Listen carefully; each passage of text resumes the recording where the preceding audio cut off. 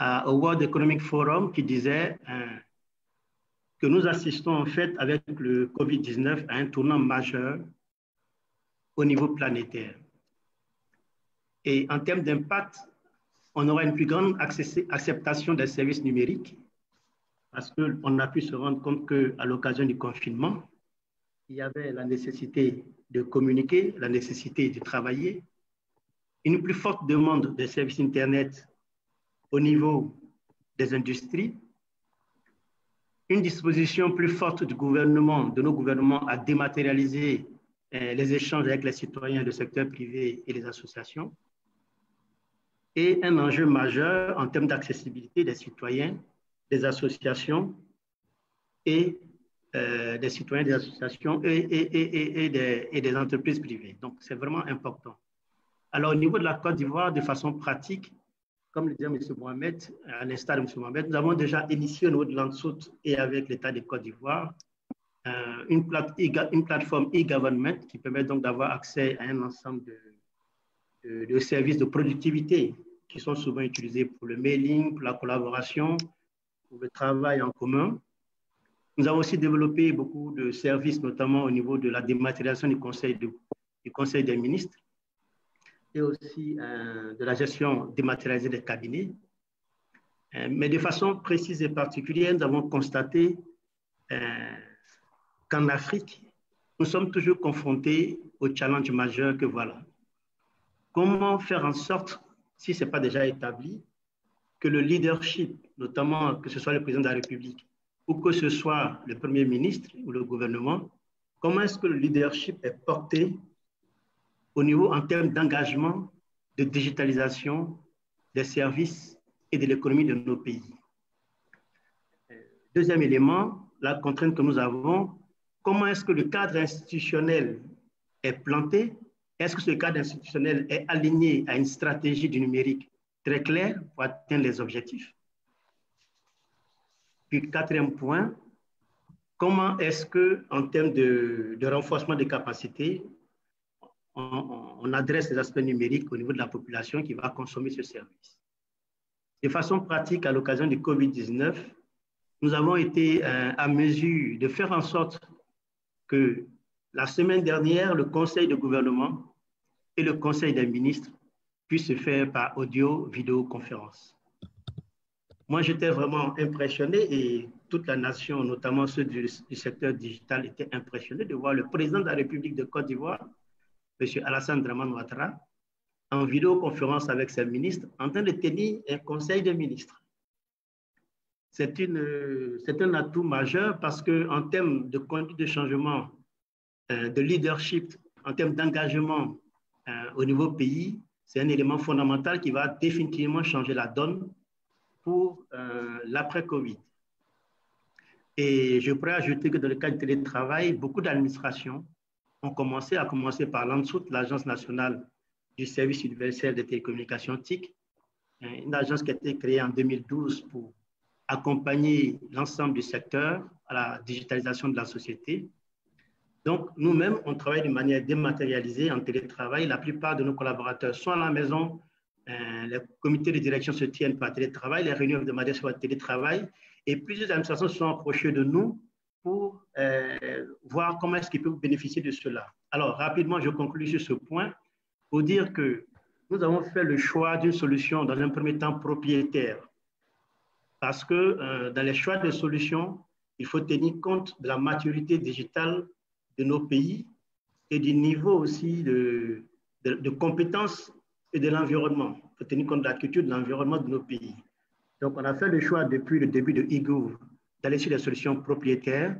Et lorsque nous aurons atteint une maturité suffisante, nous allons évoluer vers des solutions open source accessibles à tous. Bon, merci beaucoup pour ce premier point très intéressant. Lassina connaît, quand on parle de digital ou numérique en Afrique, on pense tout de suite au paiement mobile, par exemple. Est-ce que c'est un usage aujourd'hui clé dans cette lutte contre le Covid-19? Lassina, vous êtes en mute. Ah, peut-être un petit problème avec le Rwanda. Lassina connaît, est-ce que vous m'entendez?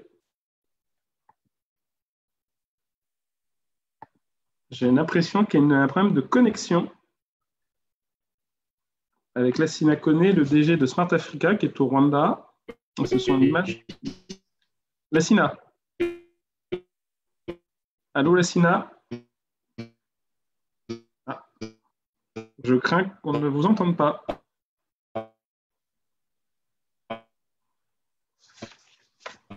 Lassina, on a un problème de réseau de votre côté.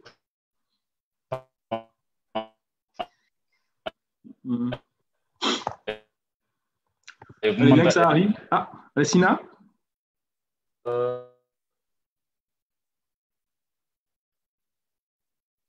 Alors, on va essayer. Ah, bon. Allez, nous avons perdu Lassina Kone. Je pense qu'il va se reconnecter pour revenir à nous. En attendant… Si vous permettez, allez-y. c'est juste par rapport aux plateformes que j'ai présentées. Oui. Il faut préciser une chose importante, c'est qu'aujourd'hui, amener les administrations à réussir cette transformation digitale ne consiste pas uniquement à préparer les plateformes techniques. Et donc, en plus de cette préparation des plateformes techniques, il y a un travail important d'accompagnement. Et dans ce cadre-là, il faut que je tiens à préciser que dans le cadre de la promotion de l'usage et de l'appropriation de l'administration de ces outils-là, donc l'Agence développement digital, en concertation avec le département chargé de la réforme de l'administration marocaine, on a procédé à un certain nombre d'actions qui visent à accompagner l'agent de l'administration, l'entreprise et le citoyen à utiliser ce genre d'outils. C'est un vrai sujet. C'est un vrai sujet, vous avez raison. Je cite quelques exemples. Donc, il y a un travail qui a été effectué à distance avec les agents des administrations, donc un accompagnement des administrations pour configurer les plateformes selon leurs besoins, bien sûr, et les workflows internes qu'ils veulent automatiser. Aussi, il y avait une formation à distance des agents des administrations pour l'exploitation de ces outils-là, en plus de la mise en ligne d'un certain nombre de capsules vidéo qu'on peut retrouver sur YouTube pour accompagner les agents de l'administration, comment gérer et comment exploiter ces outils-là. Et enfin, on a mis en place un centre d'appel digital de CRM pour le traitement du demande d'accompagnement en ligne en cas de besoin.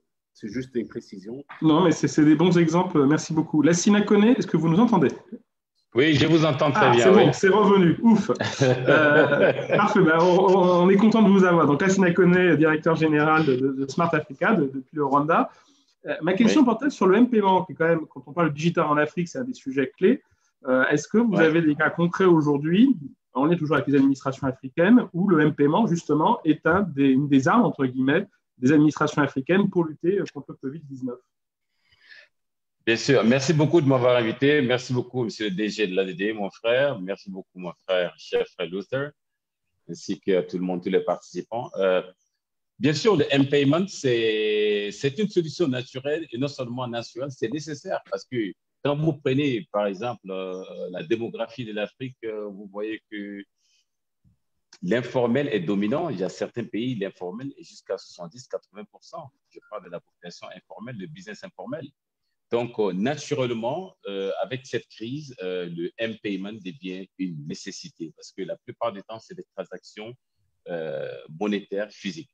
Et on a vu l'exemple, je n'ai pas besoin de citer le Canada. Au Rwanda, par exemple, quand on a été confiné depuis le 16-17 mars, automatiquement, il s'est été recommandé que toutes les transactions physiques de la monnaie soient interdites. Donc, automatiquement sur place, et les banques ont été encouragées de s'interconnecter avec les mobile payments, et les mobile payments ont été encouragés de s'interconnecter entre eux pour minimiser complètement la transaction physique monétaire.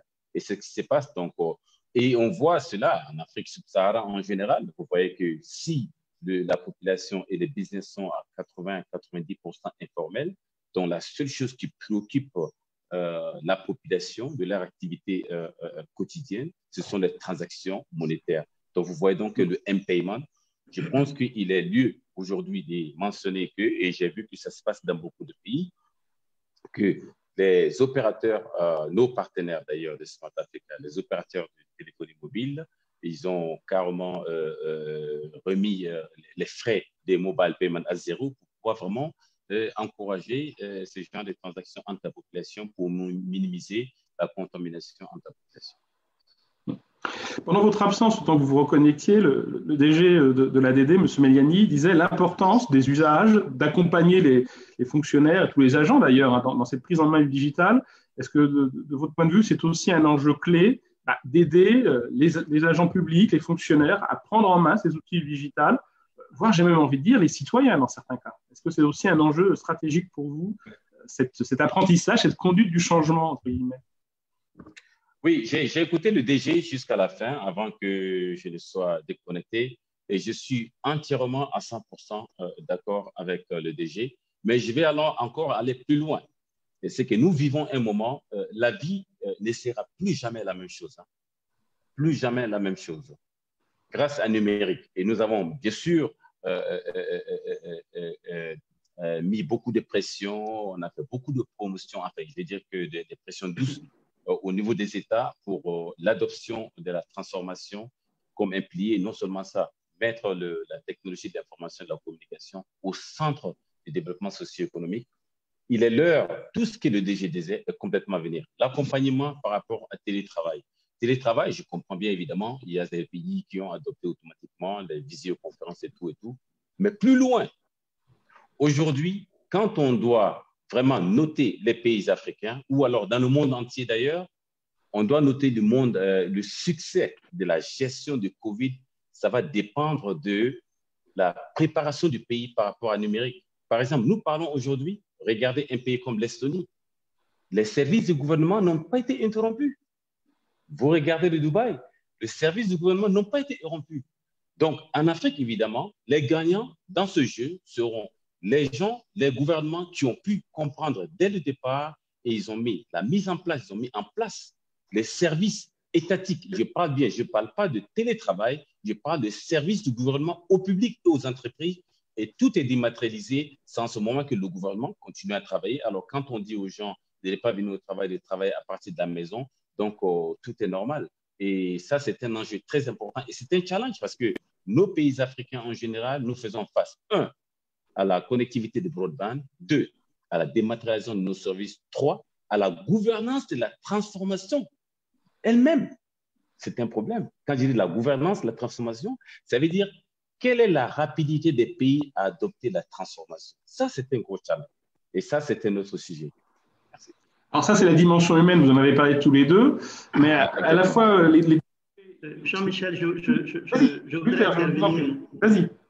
Oui, merci Jean-Michel. Je voulais profiter pour intervenir à la suite de M. Koné pour dire que dans ce cadre, au niveau de la Côte d'Ivoire, nous avons initié un grand projet, un programme, même en collaboration avec Smart Africa, notamment le programme ICDL, qui permettra en fait, et nous avons fini pratiquement de mettre en place le business model, qui va permettre donc au niveau de l'administration de procéder de façon systématique à l'acquisition et à la formation des fonctionnaires pour qu'ils aient différents niveaux d'utilisation des TIC.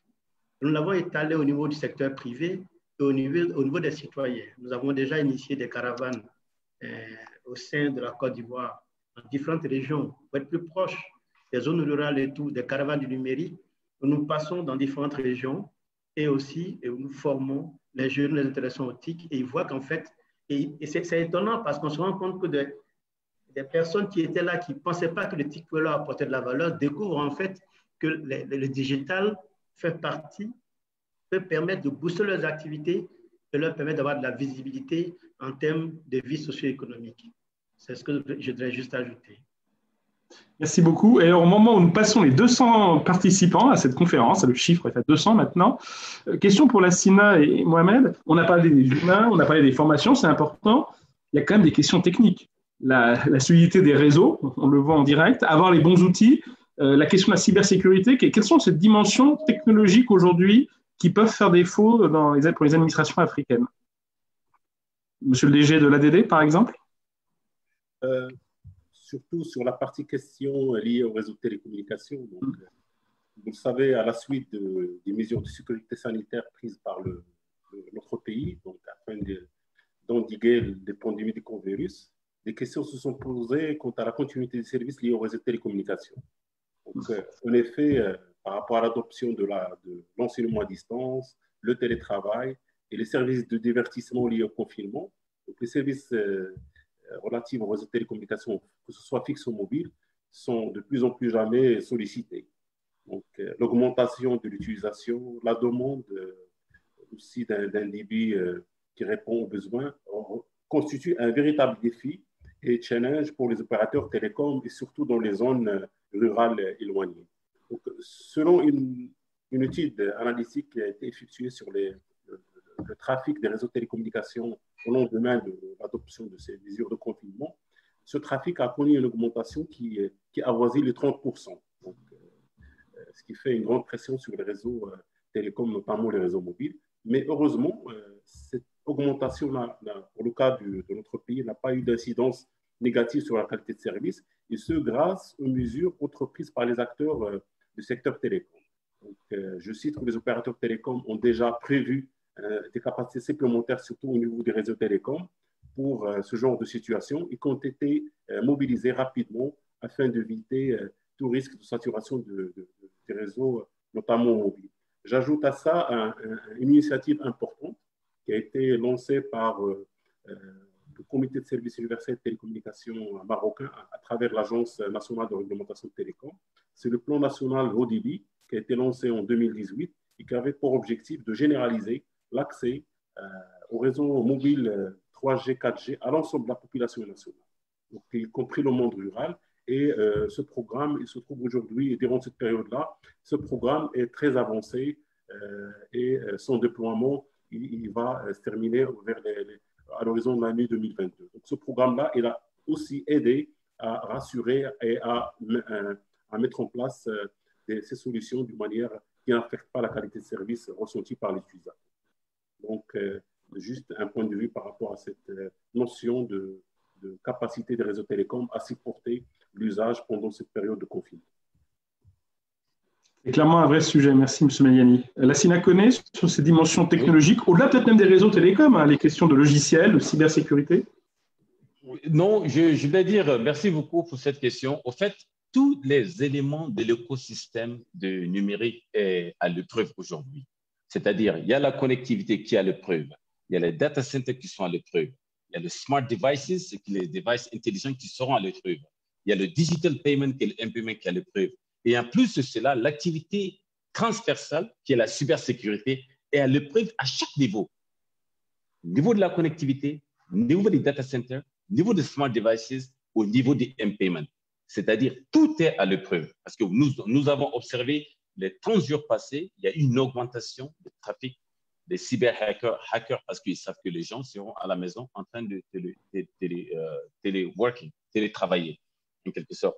Donc, je suis complètement d'accord avec le DG. Mais quand on regarde aujourd'hui, pour avoir une stratégie dans l'ensemble, il faut avoir une vue holistique.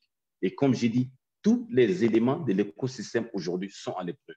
On ne peut pas adresser aujourd'hui la connectivité de broadband sans parler des devices, les équipements. Par exemple, d'accord, c'est bien d'avoir la grande bande passante.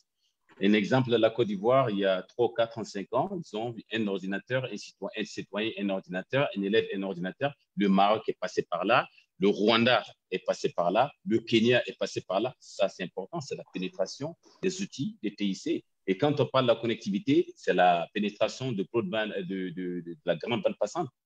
Mais quand on parle de la cybersécurité, alors il faut un moment que les gouvernements africains se réveillent. La cybersécurité, ce n'est pas la cybercriminalité seulement. Non.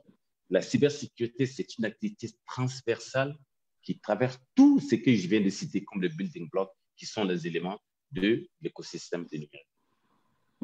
Tout à fait. Luther Kouassi, dans vos précédentes interventions, vous avez souvent cité le rôle des acteurs privés. Comment, dans ce contexte, justement, s'articule le rôle entre les administrations d'une part et les acteurs privés d'autre part? Vous avez quelques exemples concrets de cette question? Au niveau de la Côte d'Ivoire, on a constaté effectivement que les acteurs privés, certains acteurs privés ont commencé vraiment à soutenir l'État et à s'investir dans le cadre donc, de cette pandémie. Et on espère bien qu'après le Covid-19, après cette crise, toutes les initiatives qui ont été prises vont être élargies et continuer dans ce sens. Alors, je vais citer par exemple, on a un opérateur télécom qui a investi dans une plateforme en Côte d'Ivoire ici, et près de 305 000 € qui a construit un contact center avec des numéros verts et qui met à disposition près de 90 téléconseillers pour soutenir l'État dans la gestion de la crise. Donc, quand les gens vont appeler avec le numéro vert, comment donner des informations, comment qualifier leurs besoins, comment les orienter. Et cet opérateur a fait l'investissement sur son propre compte et de façon, entre guillemets, gratuite pour la Côte d'Ivoire. On a vu aussi, dans le cadre du déploiement, par exemple, du télétravail, les outils que nous utilisons, nous avons pu constater effectivement un accompagnement gratuit. Je dis toujours gratuit entre guillemets parce que c'est du business. Après, bon, c'est des investissements qu'ils font, mais il faut dire merci parce qu'ils nous accompagnent. Là, on a près de 3000 licences de l'application Microsoft Teams que nous déployons dans l'administration et on va l'étaler pour la consommation de la collaboration, particulièrement du télétravail à distance, vidéoconférence. Et ils mettent à disposition leur plateforme, le e-learning et du personnel pour nous accompagner dans ce sens. On a vu aussi des initiatives, notamment au niveau des secteurs beaucoup plus, des aspects plus sectoriels, notamment au niveau du e-santé. Ça frémit beaucoup là-bas parce qu'on se rend compte bien à l'occasion de cette crise que la dématérialisation de l'environnement de santé doit aller beaucoup plus vite qu'on le fait aujourd'hui. Au niveau de l'éducation, c'est un constat unanime. Nous, au niveau de la Côte d'Ivoire, et on voit dans d'autres pays, on voit bien des émissions télévisées sur le e-learning et on voit qu'il y a des plateformes de e-learning qui se développent rapidement et notamment au niveau des écoles, on se rend compte effectivement qu'il y a un travail important qui est fait avec les acteurs privés. Alors, ces acteurs privés, ils font aussi des dons, mais ça, ce n'est pas uniquement le digital. Mais ce que nous retenons, c'est qu'à l'occasion de cette crise et après cette crise, il va falloir que les acteurs du digital aient la réactivité nécessaire pour créer ensemble et de façon coordonnée un écosystème digital qui avance beaucoup plus vite que ça n'a été dans le passé. Je voudrais ajouter un aspect lié à la cybersécurité parce que c'est vrai qu'il y a le device, il y a la connexion, il y a les plateformes à sécuriser, mais il y a aussi la formation des hommes et l'organisation. Parce que dans la cybersécurité, il y a des gestes barrières, entre guillemets, à connaître au niveau donc, des citoyens et des utilisateurs des services du TIC. Et il y a aussi l'organisation qu'on met en place qui doit aussi faciliter, aussi verrouiller ce qui est en termes de sécurité de l'information et de la caractère personnel. Tout à fait. Pardon, allez-y, M. Mayani, allez-y. Précision par rapport au rôle des acteurs privés et notamment des actions citoyennes des opérateurs privés. Donc, pour le cas marocain et dans le cadre de la promotion de l'enseignement à distance, je précise que nos opérateurs télécoms, les trois, ils ont décidé d'assurer un accès gratuit ouvert pour l'ensemble des sites de plateformes mis en place par le ministère de l'Enseignement pour assurer le téléenseignement à distance durant cette période de pandémie. Deuxième sujet important par rapport à cette sécurité, comme l'a précisé mon ami M. Lassina Koné, donc il va pour accélérer cette digitalisation et pour pouvoir la promouvoir dans le temps, il va falloir préparer cet environnement propice pour son développement. Et pour ce faire, il y a des piliers importants, tout d'abord la formation de cette génération qui va exploiter et développer le digital. Deuxièmement, cet environnement réglementaire qu'il va falloir instaurer de manière qui répond aux besoins et qui résout les problèmes qu'on vit au quotidien. Et aussi cette confiance numérique qu'on ne peut pas réaliser qu'à travers deux concepts. Le premier, c'est le security by design, c'est-à-dire il faut que toute notre réflexion sur cette digitalisation soit accompagnée par les mesures de la sécurité des systèmes d'information. C'est le premier point. Le deuxième, c'est le privacy by design, c'est la protection des données personnelles. Donc, pour moi, ce sont des piliers importants et qui doivent être réalisés pour pouvoir développer cette digitalisation. Merci. Merci pour ces points parce que ça introduit notre troisième partie avant les questions et j'en vois plus d'une trentaine qui ont été posées déjà. Comment tout ce qui est en train de se passer, ces transformations vont être durables et pas s'arrêter quand le Covid la crise sera résolue. Donc, comment inscrire toutes ces transformations dans le temps? quand on a préparé cette conférence, Lassina Koné, vous me disiez, parce que le digital va devenir un service de première nécessité dans différents secteurs, agriculture, éducation, santé. Vous pourriez un peu développer cette idée de service de première nécessité pour le digital à l'avenir, en espérant que vous soyez toujours avec nous. Ah, je vois que l'image est arrêtée. Peut-être qu'il faut vous reconnecter. Ça a marché tout à l'heure. Et je reviendrai avec vous quand vous aurez de nouveau le contact, bien entendu. Très bien, Monsieur Méliani. Ah voilà, on l'a perdu. Alors peut-être que vous voulez répondre à cette question. Donc, voilà, Lassina est revenue. Parfait. C'est bon, Lassina ? C'est parfait, tant mieux. Bon, oui. Alors, en quoi le digital va devenir, qu'est-ce que ça veut dire devenir un service de première nécessité et donc inscrire cette transformation dans la durée? Moi, je pense que le digital aujourd'hui, il ne doit pas avoir de questions sur la nécessité de recatégoriser, alors reclassifier comme un service de nécessité de première ligne. Et peu comme la santé. Aujourd'hui, avec tout ce qui se passe avec le Covid, qu'est-ce que l'on pourrait faire sans le digital? Quand on parle de social distancing, quand on parle de le télétravail, quand on parle de télééducation, qu'est-ce qu'on pourrait faire aujourd'hui sans le digital? Donc, mais ça fait partie d'ailleurs des recommandations de la réunion que j'ai participé il y a 2 semaines, la commission de broadband des Nations Unies et UNESCO, avec l'UET ensemble. Alors, c'est de reclassifier le digital comme service de nécessité. Il est très important parce qu'aujourd'hui, et vraiment, bravo, et je tire les chapeaux aux opérateurs, s'il y a des opérateurs qui sont dans l'audience, qui ont vraiment suivi les recommandations des pays, qui ont zero in certains frais d'éducation, de télééducation, qui ont baissé les coûts de communication dans certains pays, et le coût des SMS, et ainsi de suite. Et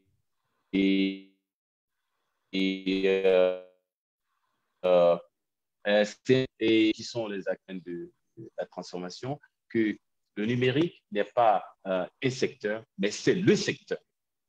Et aujourd'hui, on a la preuve aujourd'hui que c'est le secteur. Qui vous parlez de l'agriculture, ça parle de TIC. Qui vous parle de la santé, ça parle de numérique. Qui vous parle de l'éducation, ça parle de numérique. Qui vous parle du transport, ça parle de numérique. Donc, il est nécessaire que ça soit récatégorisé. C'est effectivement très clair. On vous perd un peu. Non, c'est effectivement un service de première nécessité, comme vous le disiez. Monsieur Méliani, quand on évoque la pérennité, la durabilité de ces changements dans l'administration, vous y croyez vraiment? Vous pensez que ce n'est pas un feu de bois, que ça va continuer, cette transformation digitale de l'administration? Si vous voulez, nous sommes convaincus que cette crise de coronavirus 2019 représente pour l'ensemble des pays africains, du monde, y compris les pays africains, une réelle opportunité pour lancer un processus de digitalisation durable au niveau de l'administration. Néanmoins, et dans l'objectif de capitaliser sur les actions déjà mises en œuvre, qui sont aujourd'hui opérationnelles, dans le cadre de l'administration digitale, et pour pérenniser cet usage auprès des agents et des citoyens, il est primordial de mettre en place une stratégie sur tout ce qui est en relation avec la conduite du changement dans le déploiement des projets de digitalisation. Donc, en d'autres termes, nous considérons que cette conduite du changement est une composante nécessaire, voire un prérequis capital qu'il ne faut pas sous-estimer et pour lequel il faut réserver toutes les ressources matérielles et financières pour pouvoir les réussir. Et ceci va se traduire certainement par des programmes de sensibilisation, de formation, d'accompagnement des agents d'administration. Et aussi, nous pensons qu'il faut instaurer une culture du digital auprès des responsables publics en développant leur capacité de leadership dans ce cadre. Tout à fait. J'ajoute à ces 2 points-là, les 2 points que j'ai cités tout à l'heure, ce sont les concepts de privacy by design et le concept de security by design. Ce sont aussi très importants pour instaurer cette confiance numérique en vue de développer et de pérenniser cette transformation digitale au niveau de l'administration. Luther Kouassi, quand on parle de digital dans l'administration, il y a souvent le sujet de l'identifiant numérique unique qui revient. C'est aussi un des vecteurs de transformation qu'on est en train de vivre avec cette crise. Effectivement, c'est un élément très important, l'identifiant unique, parce que c'est un identifiant, du moins tel que c'est perçu en Côte d'Ivoire, c'est un identifiant qui est attribué à une personne à sa naissance et qui va le suivre jusqu'à ce qu'il nous quitte. C'est un identifiant aussi qui est attribué à tout voyageur qui est de passage en Côte d'Ivoire. Et donc, autour de cet identifiant unique, toutes les transactions, tout ce qui sera effectué par cette personne en termes d'activité socio-économique, au niveau digital ou dans sa vie, va tourner autour de cet identifiant unique. Alors, en termes d'impact, c'est extrêmement important au niveau de la digitalisation parce que ça va aider à fiabiliser l'environnement des affaires. Ça va permettre de créer la confiance. Donc, les marchés vont de plus en plus s'éclore et ça va réduire la cybercriminalité et donc permettre aussi de sécuriser l'ensemble des transactions que nous faisons au niveau digital. Je voudrais simplement ajouter à ce qu'a dit les directeurs généraux qui sont en ligne actuellement, c'est que un aspect des difficultés que nous avons ou bien des challenges que nous devons relever, c'est comment relier les objectifs de digitalisation aux objectifs de développement d'un pays. Parce que le décideur ou le décideur, lui, il a des objectifs de développement par rapport à la population. Il a des contraintes en termes de relations internationales. Il doit atteindre des objectifs de développement, il a des infrastructures, il a l'agriculture, il doit nourrir la population, il doit veiller à la santé. Mais on n'a pas le réflexe de montrer en quoi est-ce que l'éthique contribue de façon scientifique à booster ces objectifs ou à les atteindre. Donc, c'est un défi de tous les acteurs du secteur et c'est ce que nous devons essayer de faire. Faire relier ces objectifs de développement durable avec les objectifs de digitalisation et nous engager dessus officiellement pour qu'on ait les moyens pour avancer sur les différents projets. Troisième élément, c'est que dans certains pays, moi je sais qu'au Kenya, au Rwanda, même au Sénégal, l'État a bien perçu le fait que les infrastructures télécoms font partie des infrastructures de développement du pays. Donc, dans le budget de l'État, il y a une part qui contribue à investir énormément dans le développement de ces infrastructures. En Côte d'Ivoire, par exemple, on a bien commencé. L'ANSOT a supporté l'investissement de près de 7000 km de fibre optique. Maintenant, c'est à nous, les acteurs du secteur, de documenter notamment l'argumentaire pour que l'État l'intègre dans son budget comme infrastructure indispensable au développement socio-économique. Oui, merci. Huité, un autre point, toujours pour se projeter sur l'après-Covid, est-ce que vous pensez que c'est le moment de capitaliser sur l'ensemble des internationaux qui peuvent arriver? Il y en a beaucoup qui se mobilisent, FMI, Banque mondiale, autres bailleurs. Est-ce que c'est aussi un momentum qu'il faut jouer? Oui, ce qu'on a constaté au niveau, effectivement, au niveau multilatéral et bilatéral de les relations entre les pays et les institutions internationales ou des regroupements ou régionales, on s'est rendu compte qu'à l'occasion de cette crise, effectivement, il y a beaucoup de fonds qui sont débloqués. Si on suit un peu l'actualité au niveau du FMI, de la Banque mondiale, si on suit les effets d'annonce des différents pays, il y a des remises de dettes et il y a même des dons, il y a des aides qui sont débloquées pour les différents pays. Alors, c'est utilisé au niveau de la santé, c'est utilisé à soutenir l'industrie, à soutenir le secteur économique, ne pas que la récession empêche vraiment le système de se relever. Mais dans tout cela, quelle est la capacité des acteurs du secteur télécom? Quel est notre taux de réactivité pour profiter de cette manne, pour nous positionner comme acteurs incontournables dans ce développement ou de l'après-Covid? Parce que tous ces fonds peuvent servir, une partie peut servir effectivement au déploiement des infrastructures et des services que depuis longtemps n'avons pas pu le faire par manque de fonds. J'ai quand même une question, merci beaucoup, mais au-delà des financements, peut-être à M. Meliani ou à M. Koné, est-ce que cette crise aussi, tout ce qui est en train de se passer autour du digital, ce n'est pas un moyen de développer un nouveau mode de collaboration entre les différentes institutions africaines, justement pour aller au-delà de la réponse au Covid et renforcer le digital en Afrique? Est-ce qu'il ne faut pas profiter de la situation pour aller un cran au-delà, justement? M. Meliani, M. Koné? Alors, simplement par rapport à cette question, M. Huet, je fais référence à l'appel lancé récemment par Sa Majesté le roi Mohamed VI du racisme par rapport à cette initiative africaine pour faire face à la pandémie du Covid-19. Donc, il s'agit d'une initiative qui sera conduite par les États africains dont l'objectif est d'établir un cadre opérationnel pour accompagner les pays du continent dans leurs différentes phases de gestion de la pandémie. Et dans ce cadre-là, notre pays est disposé à partager son expérience de la lutte contre la pandémie avec les pays africains.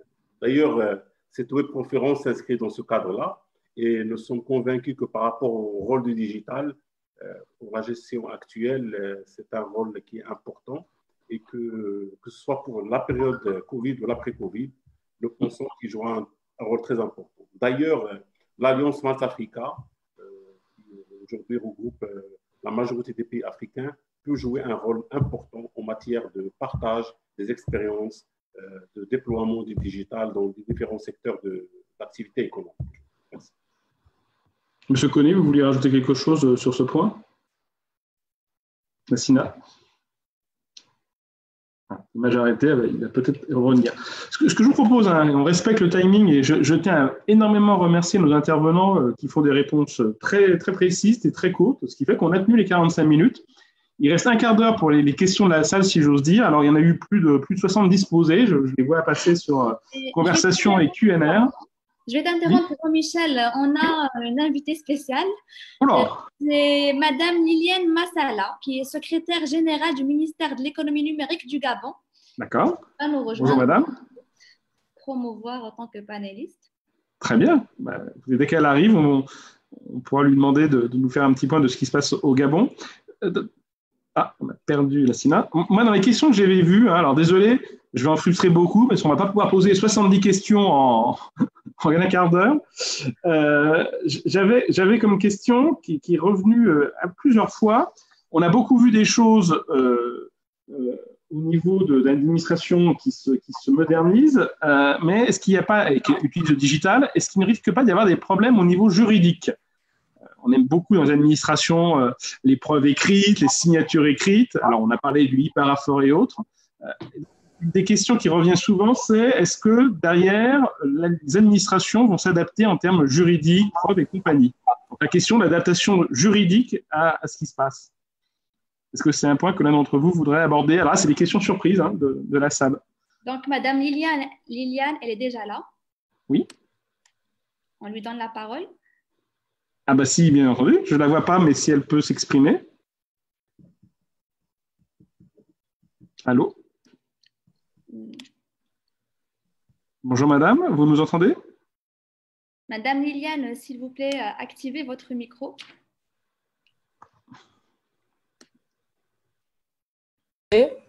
Ok, c'est bon, vous m'entendez maintenant? Oui, c'est bon, on vous entend. Ok, bonjour, merci à tous pour vos interventions. Je m'adresse particulièrement à M. Koné, que je salue. On se connaît depuis, on s'est vu il y a quelques années à Marrakech et puis à Smart Africa. Donc, la question se pose à lui. Pourquoi? Parce que nous sommes rendus compte que depuis la déclaration de cette crise sanitaire, tous les États sont mobilisés, enfin, je vais dire le gouvernement gabonais est mobilisé autour du ministère de l'économie numérique parce que nous nous sommes rendus compte que nous jouons un rôle très essentiel pour mettre en place l'enseignement à distance, pour mettre en place le télétravail et autres. Donc, ma question, je voudrais savoir si Monsieur le directeur exécutif de Smart Africa, Monsieur Koné, pourrait réfléchir à la mise en place d'une plateforme africaine qu'il va coordonner pour permettre à tous les pays africains d'accélérer un peu la transition numérique. Parce que le problème que nous avons, c'est plutôt ça. On a trop tardé à faire accélérer cette transition numérique qui, aujourd'hui, nous rattrape à travers cette crise. C'est une question de Mme Liliane Massala, qui est secrétaire générale du ministère de l'économie numérique du Gabon. Merci beaucoup, madame. Merci à vous. Nassina? D'accord, merci beaucoup, Liliane, ma soeur. Ça fait un peu longtemps. La dernière fois qu'on s'est vu, c'était, je crois que c'était en Sud-France. Voilà, c'était au sud de la France. À Cannes, je pense. À Cannes, oui, exactement. Exactement.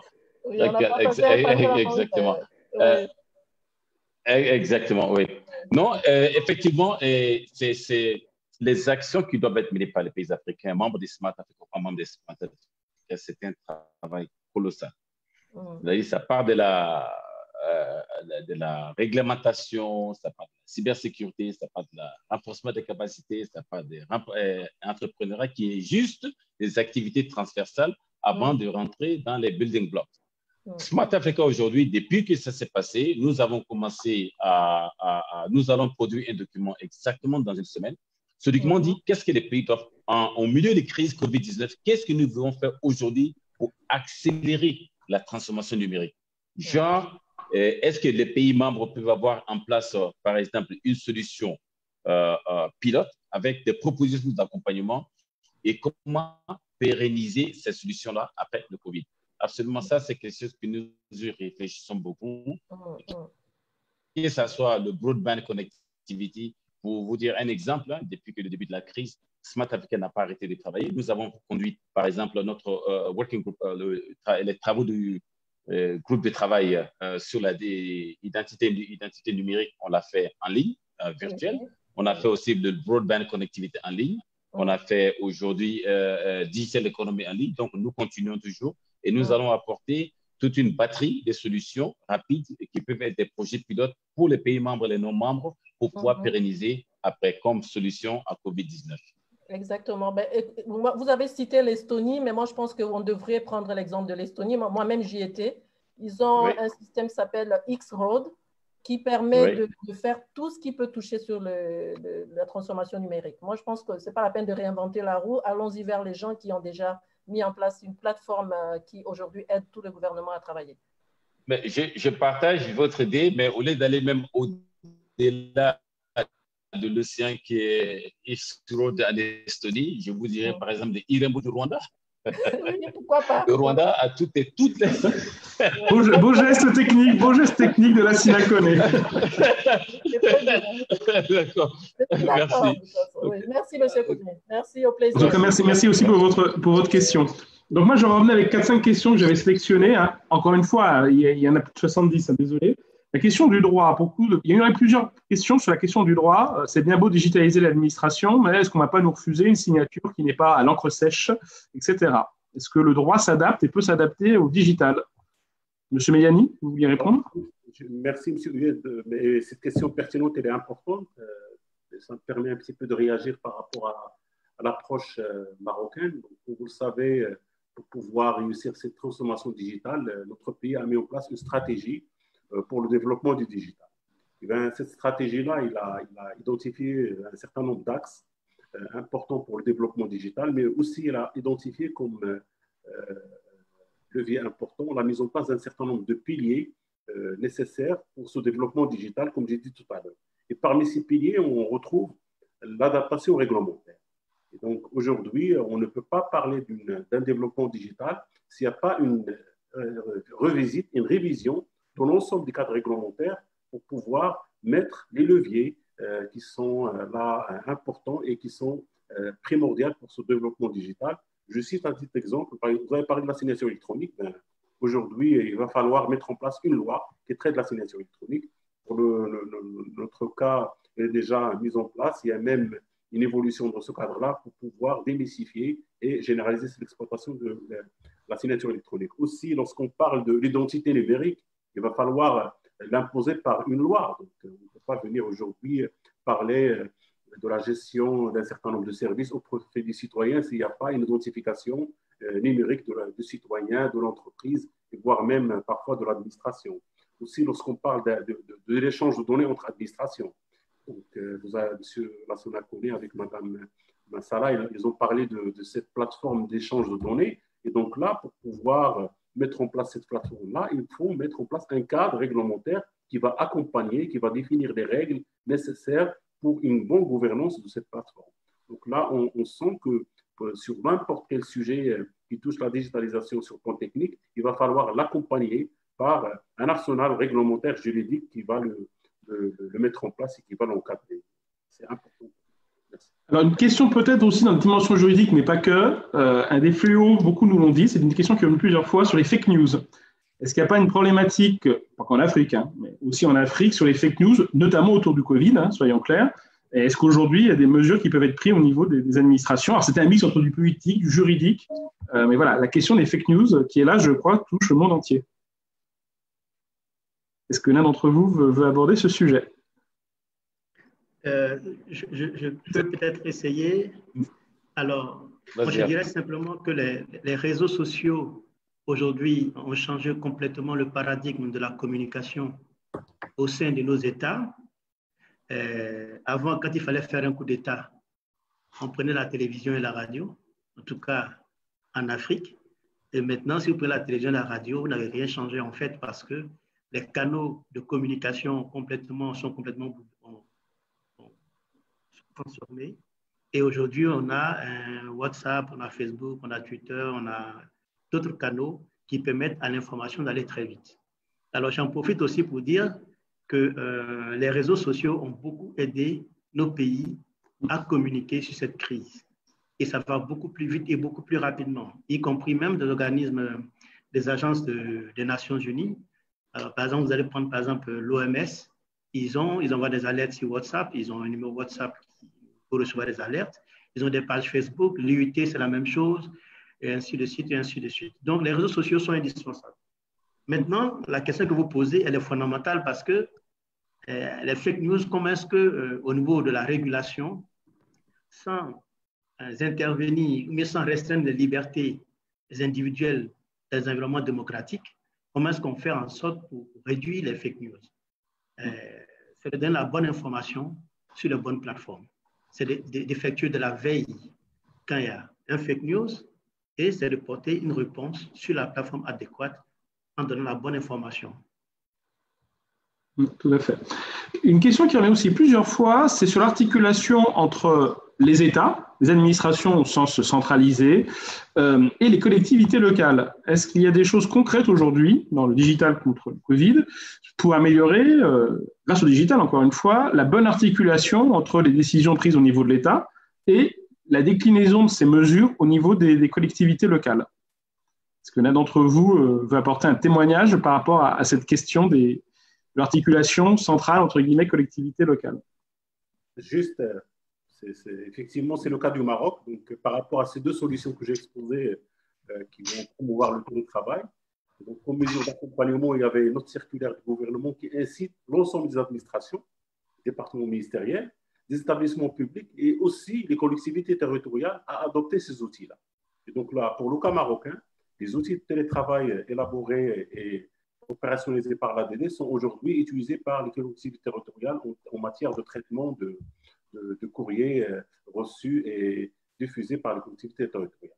Ceci, c'est un exemple. Aujourd'hui, on a presque 25% des collectivités territoriales marocaines qui ont adhéré, adopté les solutions de télétravail mises en ligne durant cette période. Peut-être un dernier mot, il nous reste 3 minutes, et on essaie de respecter le délai qui nous est imposé. On a peu parlé de toute la dimension digitale et la santé. Alors, pourtant, la santé est un pan important de l'administration, notamment dans cette réponse au Covid. Est-ce qu'il y a quelques exemples concrets que vous voudriez donner, chacun tous les trois, sur le lien entre digital et santé dans la lutte contre la crise du Covid? D'accord. Je peux prendre cette question. Oui, le lien entre le Covid-19 et la santé digitale en ce moment.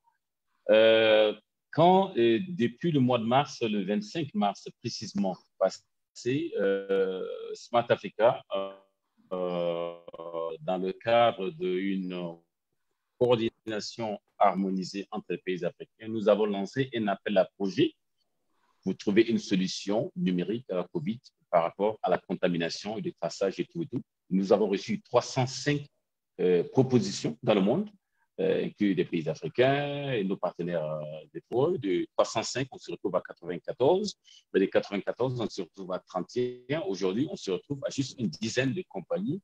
Donc, la semaine qui suit, nous allons sélectionner quelqu'un, une entreprise qui sera sélectionnée par rapport à la shortlisting pour pouvoir entamer le boulot et pour assister les pays des Smart Africa et des non-Smart Africa à la réponse. Comme réponse, déjà le Maroc fait en quelque part. Je crois que le ministère de l'Intérieur a lancé quelque chose comme ça, la Tunisie d'ailleurs. Et Smart Africa, on était sollicité par beaucoup d'entreprises qui venaient. Alors, on a profité alors, fait une coordination entre nos pays et lancer cet appel d'offres. C'est une réponse digitale à la COVID qui va accompagner les pays membres jusqu'à le déconfinement. Et parce qu'on parle confinement, c'est une chose, déconfinement, c'est autre chose. Et c'est sur ce volet-là que nous travaillons en ce moment. En moins d'une semaine, normalement, nous aurons le nom de la structure qui sera sélectionnée pour faire ce boulot dans le plus bref délai, qui est juste une semaine. Par rapport à ça, comme l'a dit cher ami Lassina, notre pays a instauré le confinement le 20 mars et récemment, il a été prolongé jusqu'au 20 mai 2020. Donc, la mise en place d'une solution de traçage est une mesure importante pour la réussite de cette phase de déconfinement. Donc, en fait, on est en train de travailler dans le cadre d'un comité national sous l'égide du ministère de l'Intérieur pour mettre en place une solution de traçage qui vise à trois objectifs importants. Tout d'abord, faciliter le traçage des cas Covid 2019 pour réussir une détection précoce et rapide de contamination en traçant l'historique de contact avec les cas confirmés. Deuxièmement, l'objectif en deuxième lieu, c'est cibler les tests, donc en assurant une meilleure exploitation des moyens existants et en focalisant les tests sur la population à haut risque ou ayant été en contact avec les cas confirmés. Et en troisième lieu, préparer la phase de déconfinement en assurant un suivi des populations pendant cette phase afin d'isoler rapidement les nouveaux cas et éviter de nouveaux foyers locaux. C'est un projet qui est en cours et très prochainement, on va l'annoncer pour pouvoir l'exploiter au niveau de la phase de déconfinement. On arrive à la fin de l'heure qui nous était accordée. Est-ce que l'un d'entre vous a un dernier message à faire passer? Je ne voudrais pas le frustrer, une dernière phrase à dire avant que nous rendions l'antenne, comme on dit. Même si ce n'est pas l'antenne. Alors, je voudrais profiter de ce dernier temps d'antenne pour dire que une des contraintes de déploiement du digital dans nos pays africains est beaucoup plus liée à l'organisation, à la gouvernance, par rapport à notre culture et au mode de régime démocratique que nous vivons. Donc, on ne peut pas plaquer systématiquement ce qu'on voit ailleurs, chez nous en Afrique. Un deuxième élément, on est toujours surpris de voir que les objectifs de digitalisation d'un secteur d'activité sont fixés à une agence centrale. Qui mieux que la santé connaît ces objectifs à atteindre? Ils ont juste besoin d'être accompagnés au niveau des talents digitaux et au niveau du savoir-faire, au niveau de modèles qui sont faits ailleurs pour qu'ils disent « voilà ce que moi je veux, voilà où je veux partir », pour que chaque secteur s'approprie. Donc, je fais partie, et nous faisons partie de ceux qui plaident auprès des États pour que les objectifs de dématérialisation des différents secteurs d'activité soient fixés aux premiers responsables des secteurs concernés. C'est l'une des clés de réussite de la dématérialisation. Maintenant, on a toujours besoin d'une agence centrale pour coordonner, harmoniser, accompagner et faire tout pour que ça rentre dans un plan stratégique commun.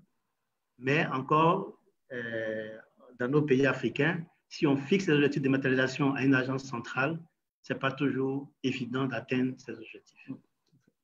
Messieurs les directeurs généraux, un dernier mot? Juste pour dire que la crise de Covid 2019 nous offre une opportunité de fonder une nouvelle vision pour le développement durable de notre continent, l'Afrique, et que la promotion d'esprit d'innovation et du digital auprès de notre jeunesse africaine sera sans doute notre clé de réussite dans ce cadre.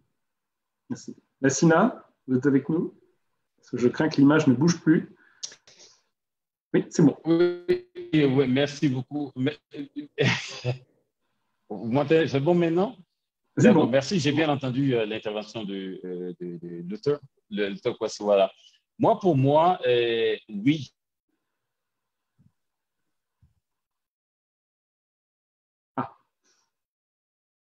Je crois qu'on a reperdu Lassina. Ce qui confirme que les réseaux sont une vraie question. Oui. Vraiment perdu. Il est revenu. En mute. Lassina, tu es en mute. On te voit, mais tu es en mute. Bon, cela dit, honnêtement, dans l'heure, ça s'est plutôt bien passé. Lassina, tu es en mute. On ne t'entend pas. Je ne suis pas sûr que ça puisse revenir, hélas. Voilà. Lassina, si, c'est bon. Vas-y. C'est bon. On t'écoute. Non, non, rapidement, c'est pour dire ce que le DG et puis mon frère Justin ont dit. La gouvernance de la transformation est plus important que tout. Parce que c'est vrai, on peut avoir un agent central qui n'a pas le pouvoir. Et c'est important. Et quand on dit un agent central, il doit avoir le pouvoir politique de l'implémentation de la vision. Donc, nous, au niveau du Smart Africa, nous voyons aujourd'hui plusieurs modèles. Et c'est la raison pour laquelle je dis que la transformation est très importante. Ça va jusqu'au niveau de rang protocolaire du ministre en charge de la Banque mondiale et FMI. Ils viennent dans un pays. Les premiers interlocuteurs, c'est qui? C'est le ministre des Finances. Et la plupart des pays africains, le ministre des Finances et du Budget, c'est les ministères les plus importants. Et le digital n'a jamais été au centre pour la majorité des pays africains. C'est une réalité. Nous sommes toujours préoccupés par la construction des hôpitaux, les routes, les écoles, et ainsi de suite. Au moment où on apporte les pays d'infrastructures de numérique, on dit toujours qu'il n'y a pas de budget. C'est une réalité et qui peut être corrigée. Et ça commence par la gouvernance de l'économie numérique et la transformation. C'est ce que j'avais à dire. Merci, parce que c'était aussi une des questions qui revenait souvent, la question de la gouvernance. Écoutez, je voudrais qu'on remercie nos 3 panélistes. On ne peut pas applaudir, ça ne s'entend pas trop, hein, mais pour la clarté et la concision de leur intervention. Pour répondre à une question qui était posée dans le plus général, nous étions plus de 200 aujourd'hui, sans compter les gens en live streaming sur Facebook. Et j'ai cru comprendre qu'effectivement, cette conférence pourra être accessible en mode remote, si j'ose dire, par la suite en vidéo. Il n'y aura aucun souci pour ceux qui auraient raté le début ou qui auraient raté une partie. Exactement. Donc, merci beaucoup aux panélistes pour cette conférence. Donc, à mon tour, je vous remercie pour votre qualité. Je remercie tous les participants qui étaient présents avec nous. On s'excuse parce qu'on n'a pas pu prendre toutes les questions, mais voilà, on est contraint par le temps. En tous les cas, on vous donne rendez-vous vendredi pour une autre thématique avec d'autres intervenants, les banques africaines face au stress test COVID-19. Donc, voilà, rejoignez-nous sur nos réseaux sociaux pour vous inscrire et merci encore une fois. Merci, M. Lassina. Merci, M. Gay. Merci à tous. Merci. Au revoir. Au revoir.